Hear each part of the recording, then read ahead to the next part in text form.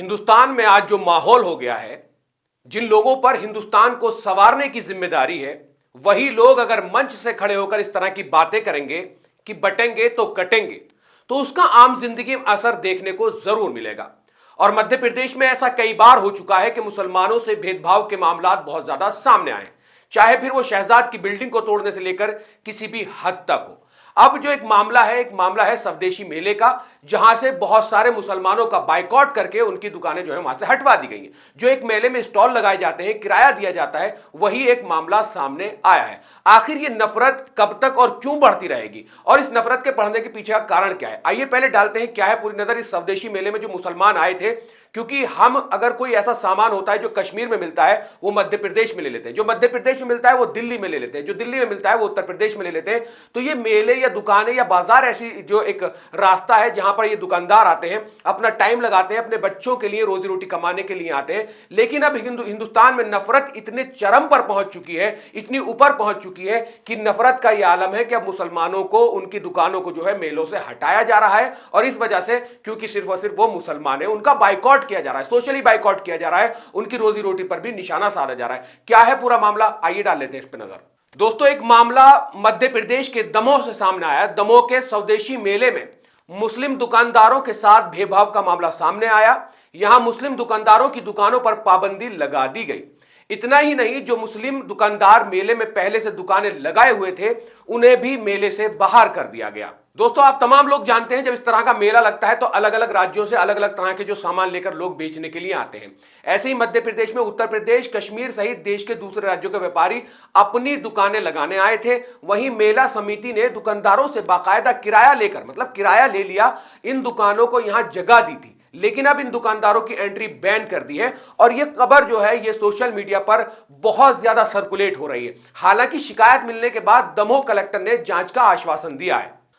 दमोह के तहसील मैदान पर बीते 14 नवंबर से 24 नवंबर तक सार्वजनिक मेले का आयोजन किया गया, जिसका नाम स्वदेशी मेला दिया गया। इस मेले का आयोजन स्थानीय संस्कृति से लोगों को रूबरू कराने और घरेलू उत्पादों के प्रति लोगों को आकर्षित करना है, ताकि लोग विदेशी चीजों और उत्पादों से दूर रहें। ये बार बार कही जाता है कि विदेशी नहीं अपना है, स्वदेशी अपनाना है। ऐसी बहुत सारी बातें हमने माजी में देखी हैं कि यही कहा जाता है जो हिंदुस्तान में सामान बनता है उसी को खरीदो। अब कश्मीर से अगर कोई आदमी बहुत अच्छी अच्छी चीजें लेकर उस मेले में आया है तो आपका ये फर्ज थोड़ी बनता है कि आप उसको उस मेले से निकाल दें। लेकिन ये जो एक नफरत है फैल चुकी है। 1 दर्जन से अधिक मुस्लिम दुकानदारों ने किराया देकर दुकान अलॉट कराई थी और दूर प्रदेशों से व्यापार करने आए थे। लेकिन अचानक दुकान बंद होने से उन्हें काफी नुकसान झेलना पड़ रहा है। अब इस नुकसान का जिम्मेदार कौन है? जो समिति जिसने उन्हें जगह दी थी वो जिम्मेदार है। उनके पैसे कैसे वापस दिए जाएंगे, उनको जगह कैसे मिलेगी, इसके लिए आखिर कौन आवाज उठाएगा? क्योंकि 12, 13 या 15 जो मुसलमान, 1 दर्जन से ज्यादा मुसलमानों की जो दुकानें वहां खाली करा दी है। दुकानदारों ने क्या कुछ कहा है पहले सुनिए इस वीडियो में।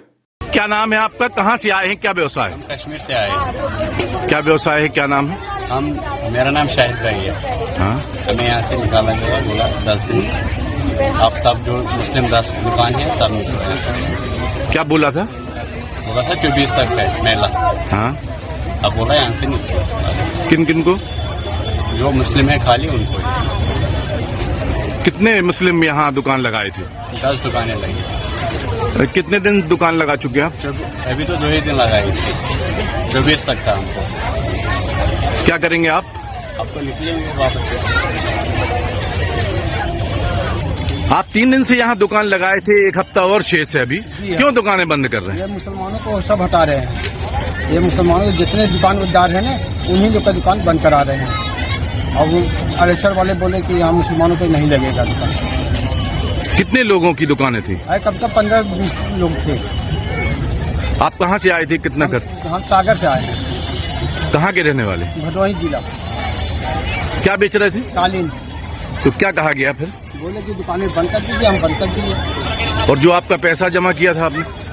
पैसा जमा किया तो देने के लिए बोले कि दे देंगे भाई। क्या दूसरी तरफ शिकायत मिलने के बाद दमोह कलेक्टर ने जांच का आश्वासन दिया है। हालांकि कलेक्टर सरकारी सुविधाओं से भरपूर इस मेले को संस्था का व्यक्तिगत मामला बता रहे हैं। वहीं स्वदेशी मेला में मुस्लिम दुकानदारों की नो एंट्री के बाद समाज विशेष में काफी गुस्सा है, क्योंकि पूरी तमाम लोग इस तरह के अगर मामले होंगे कि मेलों में अगर किसी को नहीं जाने दिया जाएगा तो उसकी रोजी रोटी पे वो कहीं ना कहीं आंच आएगी। और जब एक इंसान कई सौ किलोमीटर का सफर करके एक मेले में आता है और अपना प्रोडक्ट बेचने की कोशिश करता है और उसको पता चलता है दुकान सजाने लगाने के सारी मेहनत करने के बाद, किराया देने के बाद, कि उसकी दुकान उजाड़ दी जा रही है, तो उसके दिल पर क्या बीतेगी इसका अंदाजा नहीं लगा सकते हैं। स्वदेशी जागरण मंच द्वारा सरकारी मैदान पर आयोजित होने वाले स्वदेशी मेले में सभी सरकारी विभाग के स्टॉल लगे हुए हैं और उनमें समरसता का ज्ञान बांटा जा रहा है। लेकिन दमोह कलेक्टर सरकारी सुविधाओं से भरपूर इस मेले को संस्था का व्यक्तिगत मामला बता रहे हैं। मतलब कलेक्टर ने भी ये कह के कि ये सरकारी मामला नहीं है, व्यक्तिगत मामला है, उससे कहीं ना कहीं पल्ला झाड़ने की कोशिश की है।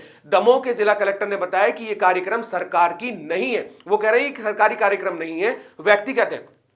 तो नफरत सरकारी मामले में हो या व्यक्तिगत मामले हो, उसकी जांच तो होनी चाहिए। ये जांच का विषय है, क्यों आखिर उनका बायकॉट किया जा रहा है। ये कार्यक्रम स्वदेशी जागरण मंच का है, वो किसे इस कार्यक्रम में बुलाते हैं, किसे नहीं बुलाते हैं, ये उनके अधिकार क्षेत्र का विषय है। ये कलेक्टर साहब कह रहे हैं। अब कलेक्टर साहब से सिर्फ ये पूछना चाहते हैं कि जब उन्होंने पहले बुलाया था, किराया ले लिया है, दुकान वहां लगा दी गई है, स्टॉल लगा दिया गया है, तो आखिर बाद में कौन सी ऐसी चीजें हुई है जो उन मुसलमानों को उस मेले से बाहर निकाला जा रहा है। क्योंकि बहुत सारे जो आप वीडियो में सुना होगा, उन्होंने कहा है कि पैसे ले लिए, किराया ले लिया, स्टॉल लगा चुके हैं, सामान लगा चुके हैं, उसके बाद उन्हें बताया जा रहा। तो इसमें किसका इंटरफियर है? कौन लोग ऐसे हैं जो ये बता रहे हैं कि इस मेले से मुसलमानों को या मुसलमानों की दुकानों को वो बाहर निकाल दिया जाए। आज ये मध्य प्रदेश का मामला नहीं है, पूरे हिंदुस्तान में आप देख रहे होंगे, क्योंकि महाराष्ट्र में चुनाव चल रहा है। चुनावी मंच से क्या कुछ नहीं कहा जा रहा है। बांटने, कटने, छटने, मरने, एक है तो सेफ है, दुनिया भर की बातें वो मंचों से आज की जा रही हैं। तो कहीं ना कहीं जो रहनुमा है, जो रहबर हैं, जिन्हें देश को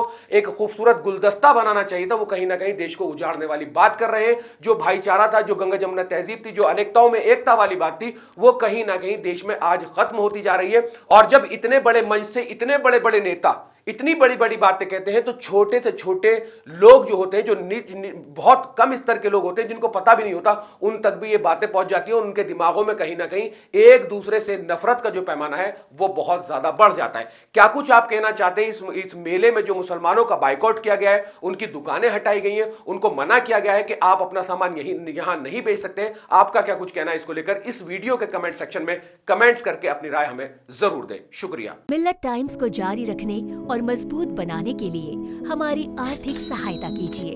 ये एक आजाद मीडिया हाउस और कमजोरों की आवाज है। आप हमें देखें, सुने, पढ़ें और हर महीने ज्यादा नहीं, सिर्फ 100 रुपए से मदद करें। डिटेल्स डिस्क्रिप्शन में मौजूद हैं।